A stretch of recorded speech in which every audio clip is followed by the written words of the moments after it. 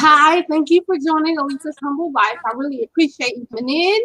We have a wonderful, wonderful show today. I have a beautiful woman here today, and we're kind of like kindred spirits. Listen, this lady is she's my inspiration. She really is on being active and whatnot. Her name is Tracey Lynn. Thank you so much for joining me today, Tracey Lynn. Oh, thank you for having me. We're going to get into her story, but before we get into her story, if you could please like, share, comment, and subscribe. Now, I'm bringing you these stories because I think that the people that I bring forth are very inspirational, and they, in some kind of way, they inspire me. Each person that I bring on here inspires me in a different way. Tracey Lynn inspires me because even though she has impaired vision, she gets out and she does a lot of things with her life. And she doesn't let anything slow her down. She doesn't make anything stop her. And so I wanted to get on here and I wanted her to tell her story about her life and when she was diagnosed with the disorder that she has.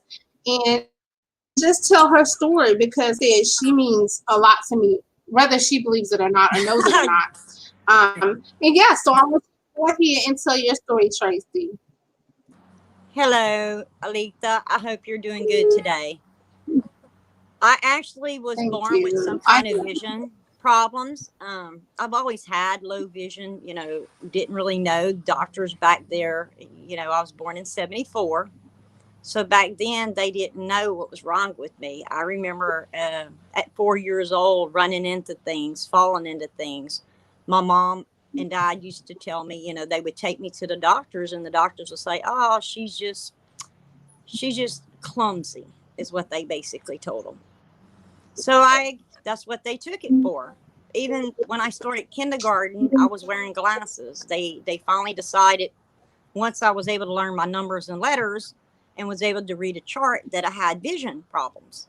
So I remember even in kindergarten wearing these big old thick bottle coat glasses, and but went through life like that, not, just thinking as a typical normal person, with just low vision. Well, as time progressed and went by, one day I was in my, let's see, I just graduated high school. I was out on my own, and I was driving. I was never able to drive at night though because I've always had night blindness, which again, no diagnosis for. But when I was 18, 19 years old, I actually went to the doctor because I wanted corrective surgery so that I could drive at night. At this point, I done had children. And with them around, I wanted to be able to be the kind of mom to bring them to baseball practice, dance class, and stuff like that, which I wasn't able to do a lot of. So I went into the eye laser clinic here in my local town to get the cataract surgery. And when I went into for my cataract surgery, they had done all the tests and everything and had the surgery set up for the very next day. When I went back the very next day to do the surgery, about four doctors came in there and they was like, "We need to do a few more tests." So they put me on a couple of more machines. And here I am, all my money in hand, done paid for the surgery and everything. They ended up doing a few more tests. They come into the room and basically told me that I was going blind. I was freaking devastated. I remember my eyes instantly filling up with tears. All my dreams were shattered in that moment. I mean, I had my entire family all excited. My kids were excited, thinking that their mom was going to be able to start driving them around. And here it was, I was told that I'm going blind. They basically told me they thought that I had RP. They sent me to an eye disease specialist, which I still attend, I still go to. I went to the eye disease specialist. He ran a bunch of tests and confirmed that I do have RP, which is RP is basically it's a disease that attacks the eyes. It literally, the best way I can explain to people is it starts from the outer ring of your eye, and your eye just starts getting weaker and weaker from the outer ring. And you lose vision over time. When they told me this 20 years ago, they did not expect me to make it as far as I am today. They basically told me that I would probably be blind within 5 years. I laughed at them. Yep. Alita, I'll be honest with you. I laughed at them. I thought it was a joke. I was like, no, they don't know what they're talking about. But on the flip side of it, Mm-hmm. I wanted to be able to live my life fully in case that did happen. I made myself a Mm-hmm. bucket list and I started traveling the whole entire United States. I've touched the top, the bottom, the east, the west, you name it. Been to Alaska, been to Hawaii, lived in several states. I pretty much made it my sole mission to see everything I can possibly see in this world in case. And here, the end of last, and it's been stable. I mean, my eyes has been completely stable all this time. I was actually signed up with the Foundation Fighting Blindness, waiting on a cure and all, hoping that a cure would come. And toward, I think it was October of this past year, I had an automobile wreck where I hit a mailbox.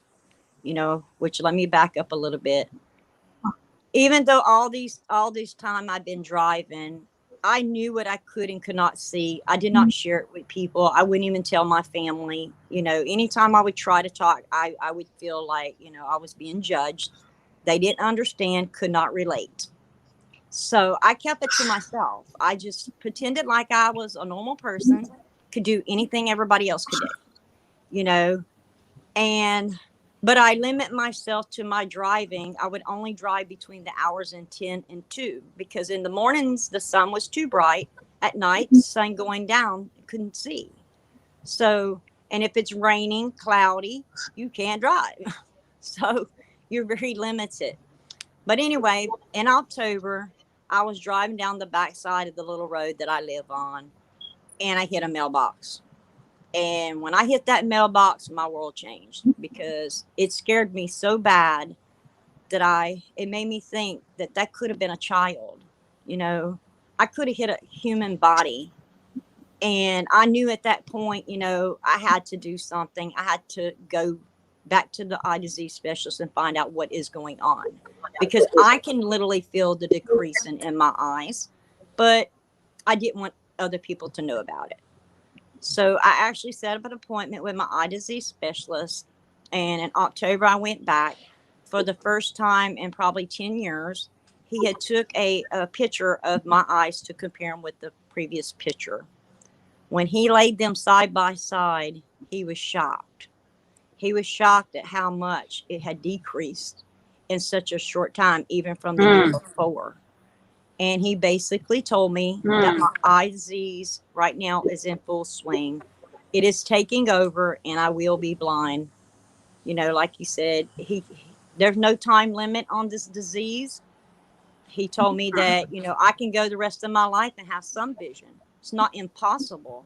There's not a lot to know about this eye disease because everybody's reacts different. It's According different. to them, I should have been blind way back then and not. So they don't really know. I'm just in limbo. But like you said, there could come a point where I can wake up one morning and never see again. Who knows? So the struggle of not knowing is hard. So anyway, he suggested, he saw my cataracts was really bad. He told me if I wanted to buy myself some more time and have better vision, he was going to send me to the eye laser clinic to have see if they would do the cataract surgery. The same place, mind you, that told me I was going blind 20 years before. Aletha, I cannot tell you how scared I was. I mean, I literally, when we pulled up at that place and I got out of that vehicle, my legs just went to knocking, because this is the place that changed my life when they told me that. But I went up in there and at first, the first doctor that looked at me was a female doctor. She looked at me and did a couple tests and stuff like that. And literally, she did not want to do the surgery. She told me with my RP and the fact that I have what they call small eye syndrome. Basically, I don't know why they say my eyes are small because to me, my eyes are big. But anyway, the pupils of my eyes are small, which puts me at a bigger risk.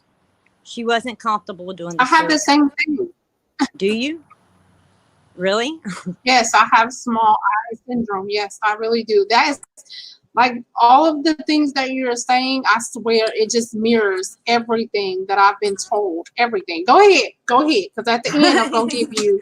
Woo, go ahead.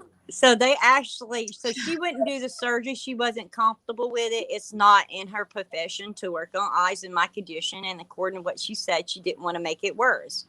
So she brought in a colleague in the same office that, because they have 5 eye doctors there. She brought one of them that specializes in my situation. And but she wanted him to evaluate the situation to make the decision. It wasn't a guarantee that he would do it. So he came in and he looked at me. He checked everything out and literally told me after he got all his results, he looked dead at me and he told me, he said, you have nothing to lose. Your RP is in full swing, you know, and any sight is better than no sight at all. He said, I'm willing to do it on one condition. He said, as long as you realize that this surgery is not going to cure your eye disease. It will only give you extra light, but we don't know how for how long, because it will not stop the RP. You know, it's just going to help you see clear with what you have left. Because I actually, Aletha, have no peripheral at all. I only have what in the dead center of my eye, like I explained to people, it's like looking through a straw. The only thing I can see is what I directly look at. And there are mornings that's great. I wake up and feel like, oh my goodness, you know, I can see a lot. I'm thinking, whoa, is my vision coming back? There's other mornings I wake up and it's like sitting in a cloud. I'm constantly wiping my eyes like my eyeballs are dirty. You know, it gives you headaches. So it's just a constant struggle. So they did do the cataracts. They did my first cataract in February, and they did the second cataract in April. In April, they did the second cataract. And honestly, after they did the cataract, everything seemed pretty good. I mean, I was like, oh, yay, I could see better. The numbers that he quoted me from before and so now, I mean, they literally called me their miracle patient, the best result they had ever had in removing cataracts on somebody. However, when the eye laser doctor got done, you know, I went for my last follow-up checkup with them, thinking, you know, okay, I'm better, but now they can provide me with contacts and glasses to make it even better, right? I want to be at the top of the eyesight as I possibly could. Went in there, and the same surgeon that did my surgery literally told me, he's like, well, honey, you're seeing a lot better than you were. You know, I don't think you need glasses or contacts. Just be happy for what you have, which really pissed me off. You know, I don't care what I have. If I can get more, I want more. You know, I'm not stopping on the mediocre of this is what you're going to settle for.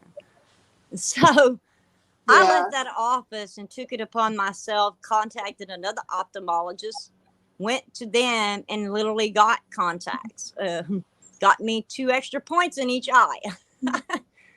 And so basically now in my situation, I do wear contacts in my eyes that helps me stabilize me to walk around and do things like that.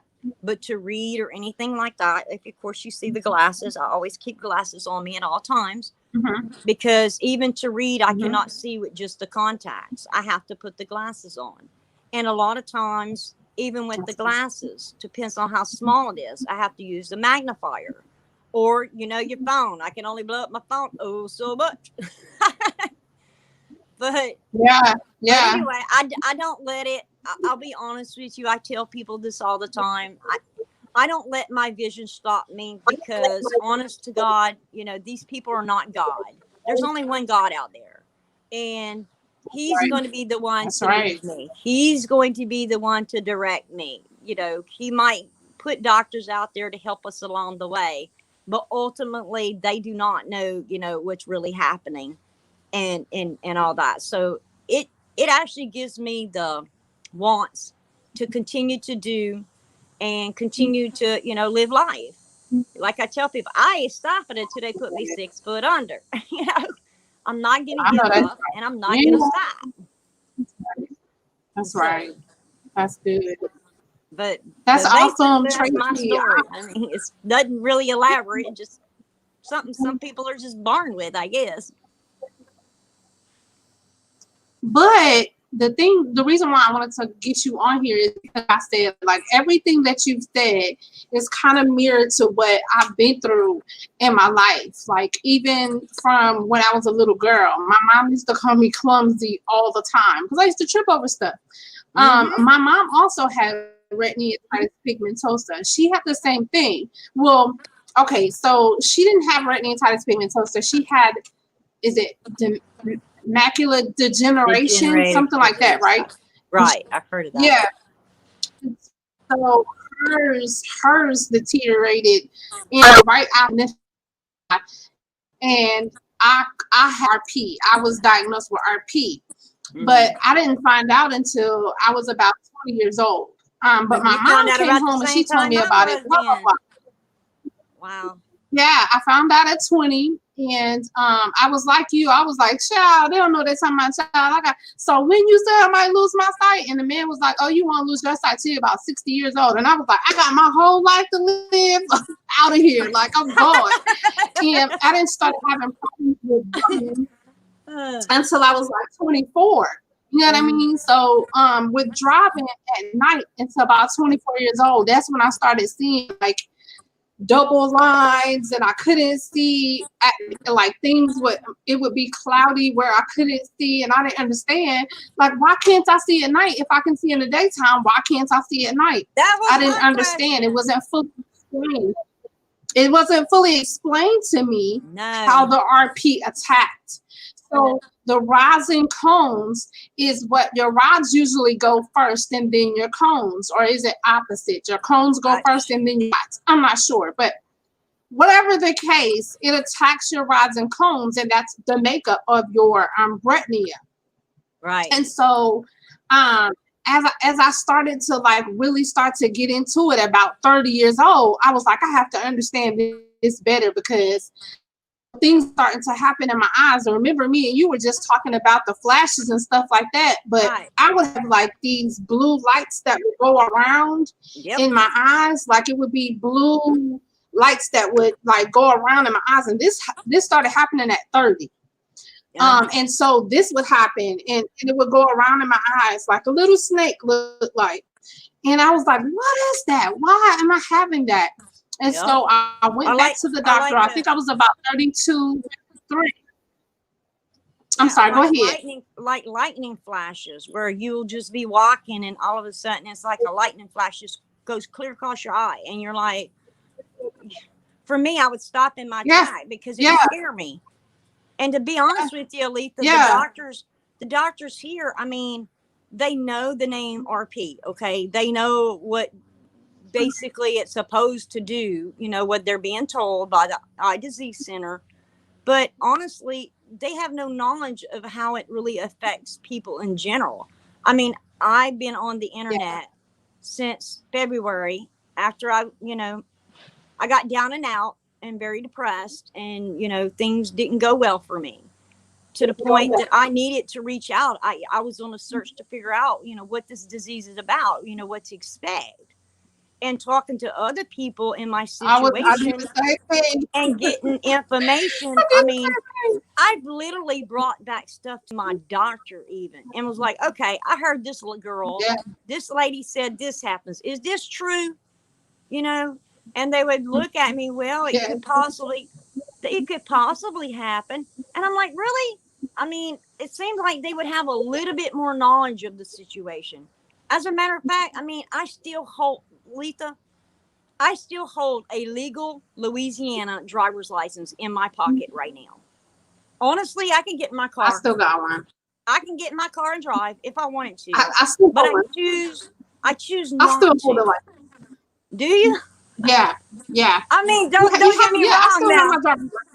this show ain't for them to take if it. I have to go, if something happens to my son or my husband and they're in this house Thank and you. I have to get them to a hospital, it's an emergency, I'm getting on the road in the day at night in the ambulance. But if I have to drag them out the door in the daytime, get them somewhere so where they're safe, where they can, you know what I'm saying, I can save their life, I'm getting on the road. Like, I'm sorry. Period, point blank. I have to do what I have to do for my family. But at night, I wouldn't take the risk. I can't see nothing at night. No, like, I can't do it at night. It don't matter. At night, I'm gonna have to call somebody. At nighttime, yep, I gotta call somebody. Yep. But the thing is, from what I've learned, there's 200 and something strands of this RP. So no one person has the exact same strand. No. There's not one single strand that two people can have that are the same basically. So it's so different and it affects people so differently that the doctors don't even know.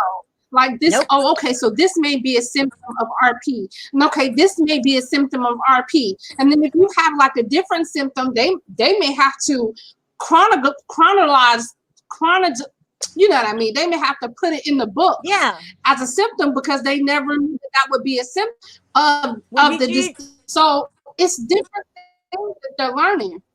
Right. Go ahead. I'm sorry. Have you ever did the DNA profile setup where they do knock it down by your DNA profile?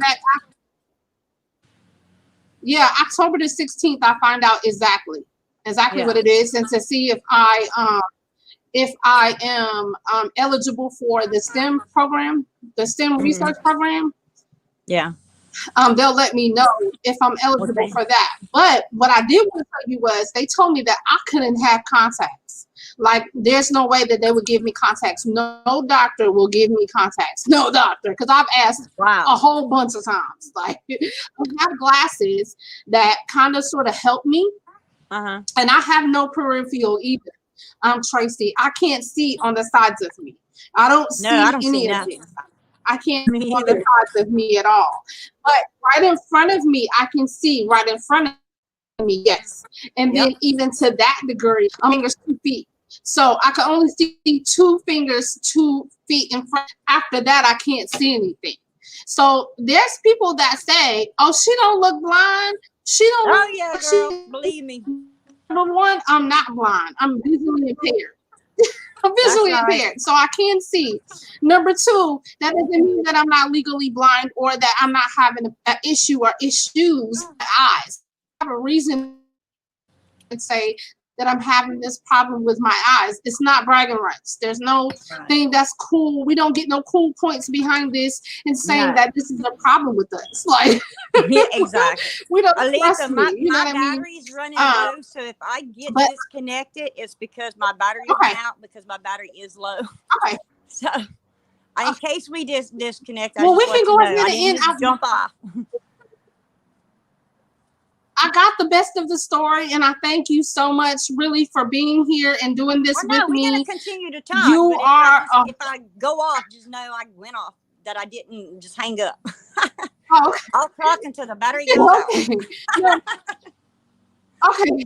Well, I thank you. I really do. I thank you a lot, and I'm really glad that you did this for me. Yes, most definitely. I want to say that out of all the RP patients and people that I have run in contact with, yours seems to be running more in line of everything mine's running in line of. I mean, with the stage you're in, should I say. But, I mean, they keep telling me that usually RP is a genetic disease. And honestly, I don't have anybody in my family that has is blindness. I'm the only one. It skips generations, Tracey. It skips generations. Well, even because that's what we looked at. I mean, now let me say this. I only went back as far as my grandfather and all them and all, but we don't know anybody that has blindness in my family. You know, I'm the only one.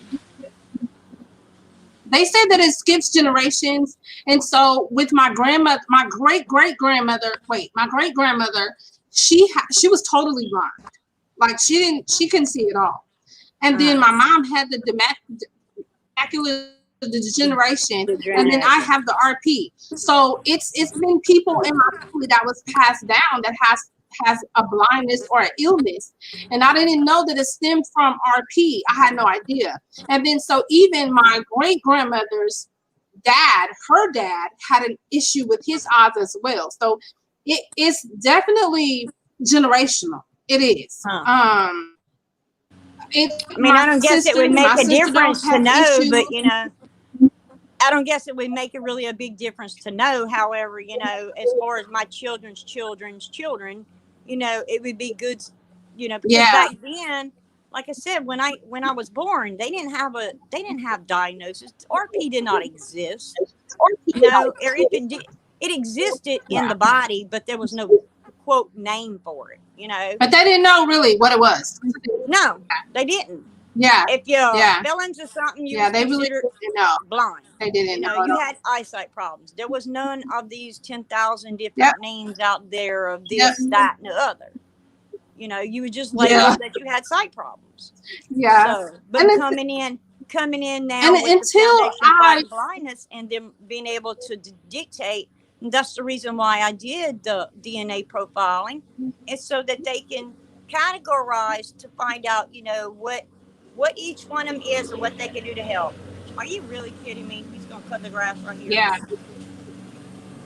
So, but it's okay, Tracey. Thank you so much for doing this with me. You have a great Thank you so much. I really do appreciate it.